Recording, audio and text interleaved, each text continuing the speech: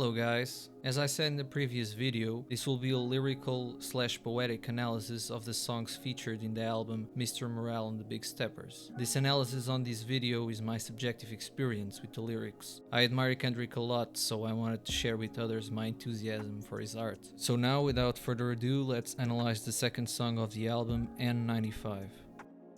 The theme of the song is direct and simple. Such as we all wore N95 masks in the COVID pandemic, we all use metaphorical masks in order to give off a better impression of who we really are and conceal aspects we dislike about ourselves. These masks, in Kendrick's point of view, are the actions, material prospects, and words people use on themselves and others in order to portray themselves as decent people. The use of the phrase "you ugly as fuck" is used to convey the idea that without these masks, some individuals are revealed to be empty and idiots. Taking away someone's wealth, status, material objects, and political positions, and you frequently end up with an individual with no real values or worth. Be it everyday people, the rich, or even Kendrick, we all use masks to convince everybody, including ourselves, that we are better than we actually are. The author challenges the ideas of what makes a person and encourages to look at our real selves and our masks, because in truth, most of us can be ugly as fuck.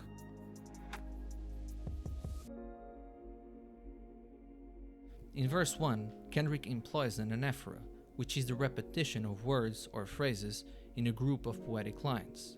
In the case of N95, the words repeated are "take it off." The use of this figure of speech is meant to underline the multitude of masks we all wear, as well as the urgency in the need to undress these elements that limit us and make us fake. Lamar enumerates a lot of different objects and actions one uses to hide their true self, such as material items, in fufu, money phone, the logic that if I'm rich I'm rare, the designer bullshit, the car loan, and the weird ass jewelry.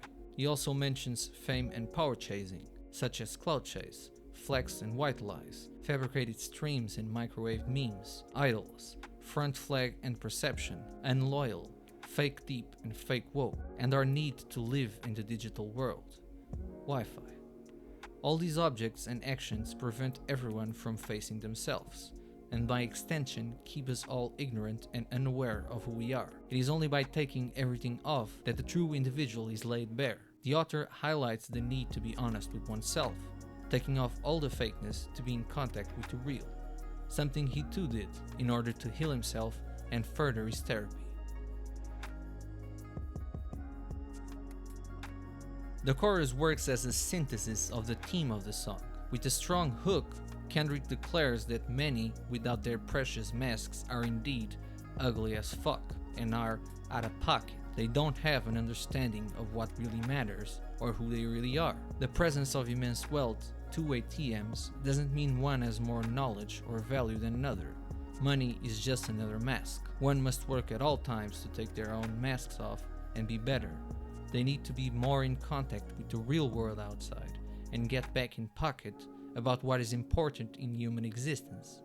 Both Lamar and his cousin Kim, who sing the chorus, can be honest and authentic, taking off their masks, and thus everybody wants to talk and be like them. Who you think they talk about? Talk about us. Copy off us. It's Baltimore, gentlemen. The gods will not save you. The second verse continues with this theme of wearing metaphorical masks, but it is directed in particular to the rich and powerful. Most of the wealthy individuals that make decisions that affect billions and are in charge often mask themselves as saviors and good doers, such as Bill Gates or Elon Musk. As the world became a panic, with people stranded and on the run because of the COVID pandemic and the market crash, we all saw the so-called prophets or saviors getting richer while the poor and middle class suffered. The law took advantage, which is to say that the ultra-rich capitalists used the established rules that they influenced to profit immensely from the panic and pain of everyday people. These are the same people that mock those with no money, while at the same time demanding that they sleep in a box. Kendrick reminds us that these very powerful individuals are not to be trusted. They are not in it for the people. This ain't monogamy. They are in it for themselves, and to accumulate the maximum of wealth possible, like in a Monopoly game. Although the real-life consequences of millions of people is no game at all.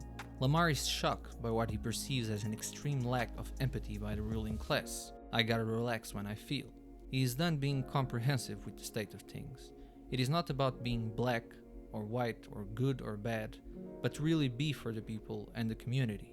Be it through political correct or incorrect ways, the most important factor is being authentic, to not conceal one's intentions as a savior or an innocent bystander, something a lot of wealthy class people do. Kendrick concludes that merely hoping for change and trusting God to fix our situation is a bit hopeless. He knows the feelings that come by witnessing millions of his community dying and suffering from the COVID pandemic, and does not believe in prophets or clericals to come save the day. If the ruling class would take off their masks, it would reveal what most people now know, that extremely wealthy individuals that have real power to exact change on society don't care about nobody but themselves, and thus most of them are ugly as fuck. It is only through masks that they can appeal to people and seem human.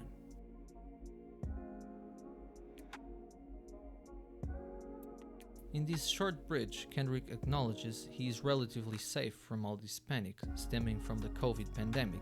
He is, as he says, dancing in a drought. Although the ultra-rich and ruling class, the big steppers, they never lose count. Even though the economy was in shambles and a lot of people couldn't even work, that didn't stop them from demanding payments from their loans and goods that everybody needed, bringing more economic and health hardships on millions of people.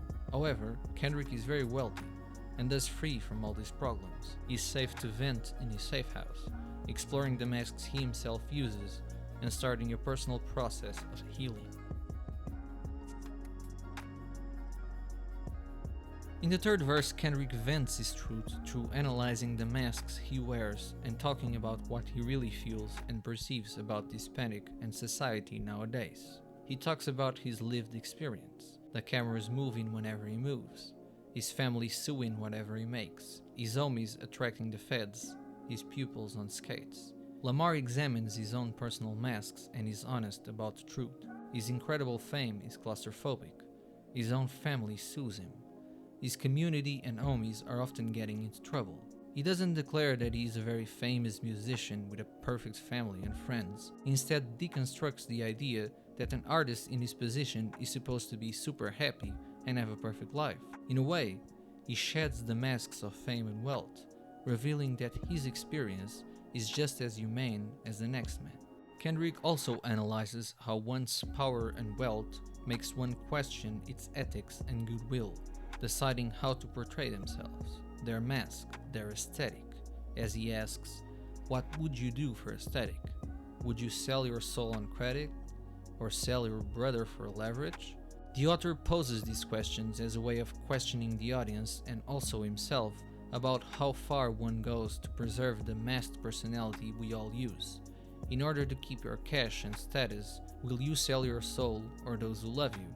It is plausible that Kendrick himself faced these questions and is pontificating on their importance, analyzing his own mask.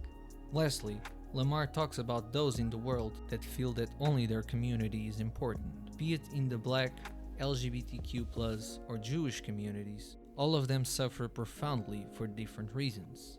Those that claim to be for Jewish people, but are bigoted and ignorant towards the hardships of other communities, are hypocrites, as Kendrick declares. The author's body of work is primarily focused on the Black community in the United States, but as he declares, caring only for his community and not about any other suffering from different groups would be hypocritical. One must be empathetic with all or with none. Everyone is relevant, not only the group we belong to.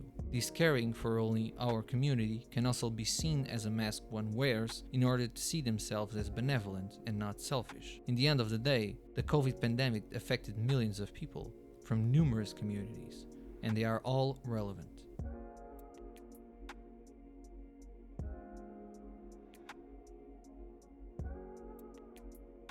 The outro rounds out the theme of the song in a very eloquent way. It takes the concept of cancel culture and uses it to expand on the theme of the song. Kendrick uses cancel culture and two individuals to show the importance of being real and taking the mask off.